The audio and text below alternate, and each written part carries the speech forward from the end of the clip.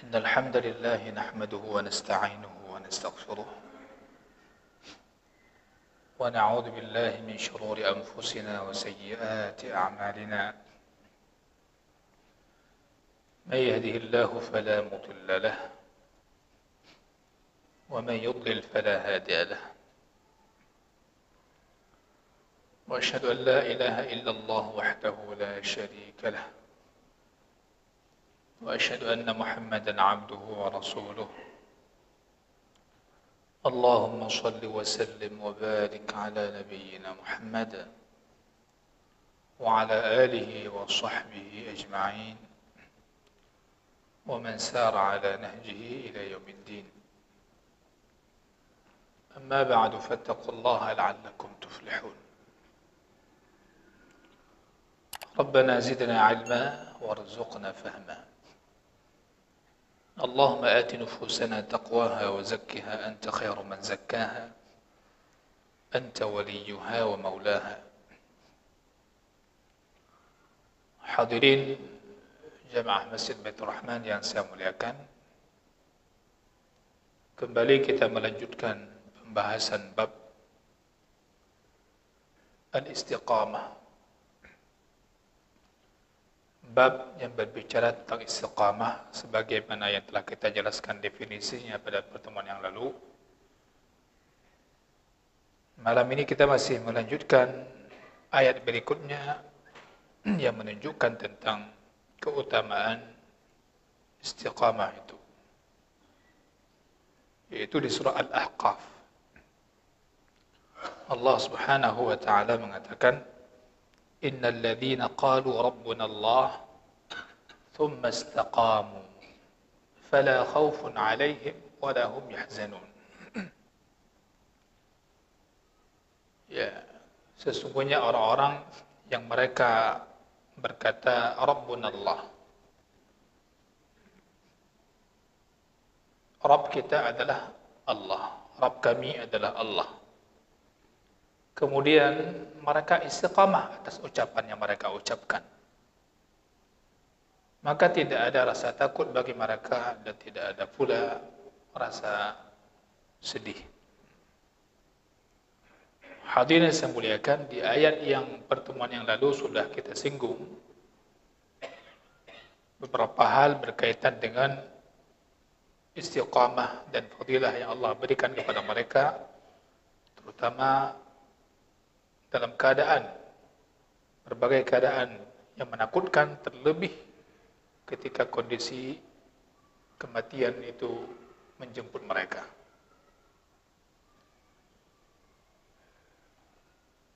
Mereka tidak pernah akan merasakan rasa takut dan tidak akan ada rasa sedih bagi mereka, baik itu berkaitan yang pertama masa depan mereka atau masa lalu yang telah mereka lalui dan apapun yang telah mereka tinggalkan. Ayat innal ladzina qalu rabbuna Allah thumma istaqamu fala khaufun 'alaihim wa la hum yahzanun.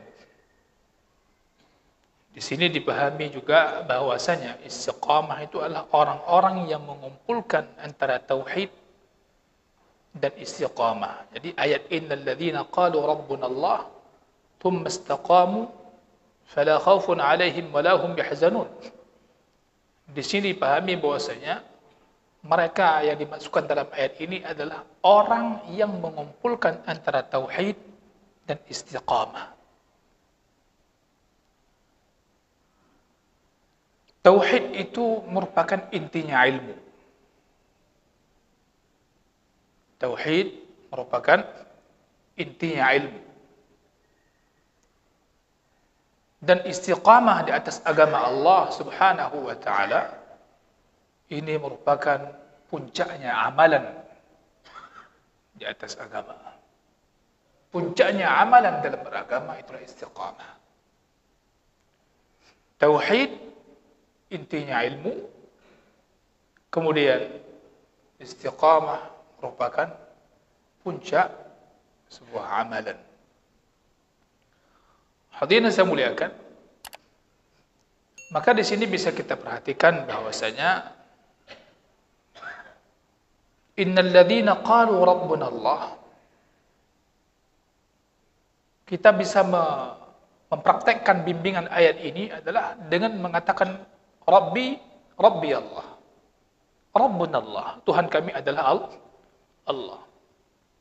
Kemudian setelah kita mengatakan Rabbuna Allah, marilah dalam hidup kita, hari-hari kita laksanakan ibadah itu dengan sesempurna mungkin dan sebaik mungkin. Ya. Ini bagian daripada pengamalan ayat ini. Maka barang siapa yang dia telah mengikrarkan dan menyatakan dirinya bertauhid kepada Allah Subhanahu wa taala, kewajiban atasnya adalah melaksanakan segala ibadah sesempurna mungkin. Yaitu menjaga ketauhidan dia, Rabbuna Allah. Hadirin yang saya muliakan, maka beberapa ayat yang telah kita baca sejak pertemuan yang lalu, yang pertama memerintahkan kita untuk istiqamah, itu perintah Allah Subhanahu wa taala kepada nabinya dan kepada umatnya. Ayat berikutnya menyebutkan tentang keutamaan istiqamah, terlebih ketika menjelang kematian. Kemudian yang kita sampaikan barusan adalah bagaimana kita mengaplikasikan ayat ini dalam hidup kita sehari-hari. Yang pertama, mengikrarkan, menyatakan Rabbuna Allah, Rabbi Allah. Tuhanlun adalah Allah, Rablun adalah Allah. Kemudian kita istiqamah di atas ucapan tersebut. Ya. Maka kita telah mengumpulkan antara tauhid dan istiqamah, antara inti ilmu dan puncak amalan. Hadirin berbahagia, masuki hadis yang pertama pada malam berbahagia ini dari bab istiqamah adalah hadis dari Abi Amr. Qala al-muallif rahimahullahu ta'ala, wa an Abi Amr wa qila Abi Amrah, yaitu Sufyan bin Abdullah al-Thaqafi radhiyallahu anhu, qala qultu ya Rasulullah qul li fil Islam qawlan la as'alu anhu ahadan ghayrak. Qala qul amantu billah thumma istaqim. Rawahu Muslim. Hadis ini dari Abi Amr, atau dikatakan juga Abi Amrah. Beliau adalah Sufyan bin Abdullah bin Rabi'ah bin Al-Harith Al-Thaqafi Al-Ta'ifi. Sahabi, salah seorang sahabat Nabi sallallahu alaihi wasallam.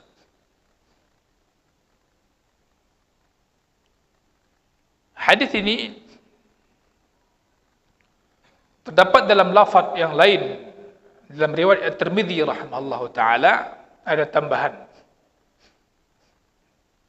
Anna Sufyan qala qultu ya Rasulullah hadithni bi amrin a'tasimu bih. Dia minta kepada Rasulullah sallallahu alaihi wasallam untuk membicarakannya suatu urusan yang dengan itu dia akan berpegang teguh kepadanya. Maka Rasulullah sallallahu alaihi wasallam mengatakan, "Qul," katakan olehmu, "Rabbi Allah." Rabbi Allah. Rabbku adalah Allah. Thumma istaqim, kemudian istiqamahlah kamu. Lengkaplah. Kalau ayat yang lalu kita baca menunjukkan bahawa perintah istiqamah adalah perintah Allah kepada hambanya. Hadis ini menjelaskan kepada kita perintah Rasulullah sallallahu alaihi wasallam kepada umatnya. Dalam cerita ini adalah yang pertama meminta nasihat ini Abi Amr atau Sufyan bin Abdullah Al-Thaqafi radhiyallahu anhu. Dia minta sebuah perkataan dari Rasulullah sallallahu alaihi wasallam dan dia akan berpegang teguh dengan perkataan tersebut. Akan dia pegang kuat-kuat. Maka Rasul mengatakan kepadanya, "Qul," katakan olehmu, "Rabbi Allah." Rabbku adalah Allah. Thumma istaqim, kemudian istiqamahlah kamu. Qultu ya Rasulullah, ma akhwafu ma takhafu alai. Kemudian dia mengatakan, ya Rasulullah, apa perkara yang paling engkau takutkan padaku? yang kau khawatirkan. Maka Rasulullah sallallahu alaihi wasallam memegang lidah beliau, kemudian mengatakan, hada, inilah dia. Ya. Hadirin saya muliakan, ya. Ada juga jalur yang lain yang menyebutkan beberapa penambahan yang akhirnya berujung kepada sanadnya yang sahih. Kembali kepada hadis bab yang tadi pertama kita bicarakan. Rasulullah sallallahu alaihi wasallam ditanyakan oleh Abi Amr, "Qul li fil Islam, ya Rasulullah, katakan kepadaku perkara Islam itu." Sebuah perkataan yang mana aku tidak perlu lagi bertanya kepada orang selainmu. Ya, jelas sekali pertanyaannya. Artinya sebuah perkataan yang mengumpulkan makna-makna yang agung, yang dengan itu aku komitmen, konsisten untuk berjalan di atasnya.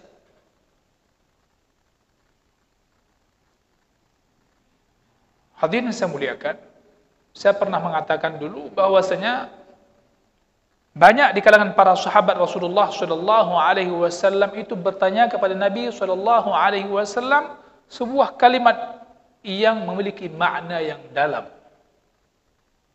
Ya. Kemudian bahkan mereka kadang ketika bertanya minta khusus. Apa ya Rasulullah yang paling afdal, yang paling baik, dan seterusnya untuk mereka lakukan masing-masing ini. Dan jelas komitmen mereka ketika bertanya itu adalah untuk mengamalkan. Subhanallah, mulia kali para sahabat itu. Belajarnya jelas sekali tujuannya adalah setelah tahu untuk mengamalkan. Bukan untuk mengumpulkan informasi. Semata tidak. Akan tapi satu ilmu yang Rasulullah sallallahu alaihi wasallam sampaikan kepada mereka, mereka berusaha untuk mengamalkannya. Maka kita dapatkan di antara para ulama hadis, di antara imam kaum muslimin, misalnya Imam Ahmad bin Hanbal dan para ulama yang lainnya, kita dapatkan mereka para perawi hadis berusaha untuk mengamalkan satu hadis yang mereka dapatkan walaupun seumur hidup itu sekali. Saking banyaknya hadis Nabi sallallahu alaihi wasallam. Ketika dapat satu hadis, maka berusaha untuk mengamalkannya dalam kehidupan mereka walaupun sekali. Dan itu sebenarnya cara yang paling bagus untuk menghafal ilmu. Orang yang menghafal ilmu dengan amalan, maka ini susah untuk lupa dia. Hadirin berbahagia. Kemudian kita perhatikan para sahabat Rasulullah sallallahu alaihi wasallam. Kadang mereka mendapat nasihat dari Nabi sallallahu alaihi wasallam secara tiba-tiba. Ya. Nabi sallallahu alaihi wasallam memberikan nasihat kepada mereka. Misalnya dalam momen-momen tertentu Rasulullah tiba-tiba bangun dan menyampaikan pesannya di hadapan para sahabatnya. Ya.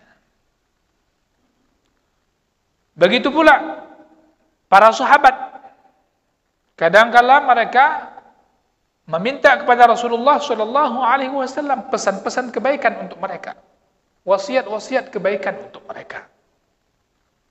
Ini sebagaimana dalam hadis Mu'adz radhiyallahu anhu. Baik. Pertanyaan Sufyan bin Abdullah Ats-Tsaqafi radhiyallahu anhu tadi, Qul li fil Islam qawlan la as'alu anhu ahadan ghairak. Maka Rasulullah sallallahu alaihi wasallam menjawab, "Qul amantu billah." Katakan olehmu, amantu billah. Aku beriman kepada Allah. Aku beriman kepada Allah.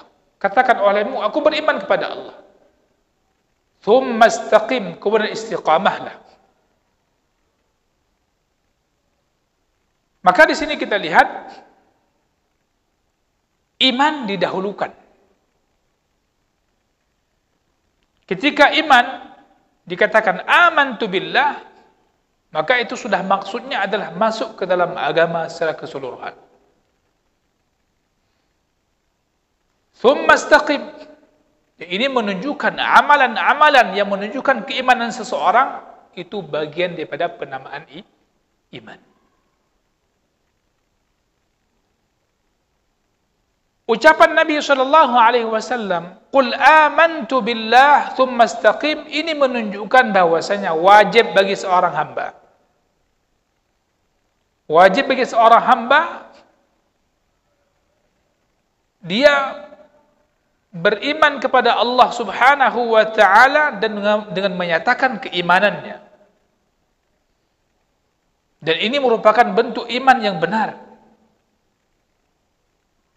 Ketika dia beriman kepada Allah Subhanahu wa taala, tunduk kepada Allah, hatinya juga kepada Allah Subhanahu wa taala, maka kewajiban bagimu adalah berlanjut di atas jalan agama ini tanpa menoleh kiri dan kanan sehingga engkau melupakan Allah Azza wa Jalla. Membelakangi perintah Allah Subhanahu wa taala. Maka barang siapa membelakangi perintah Allah, maka di keadaan itu dia tidak istiqamah. Hadirin berbahagia. Maka di sini dituntut kepada kita yang mengatakan amantu billah, kita telah beriman kepada Allah Subhanahu wa taala untuk bersungguh-sungguh di atas jalan yang lurus ini, yaitu Islam. Ya, bersungguh-sungguh ini yang dituntut. Ya. Baik berupa ucapan maupun perbuatan.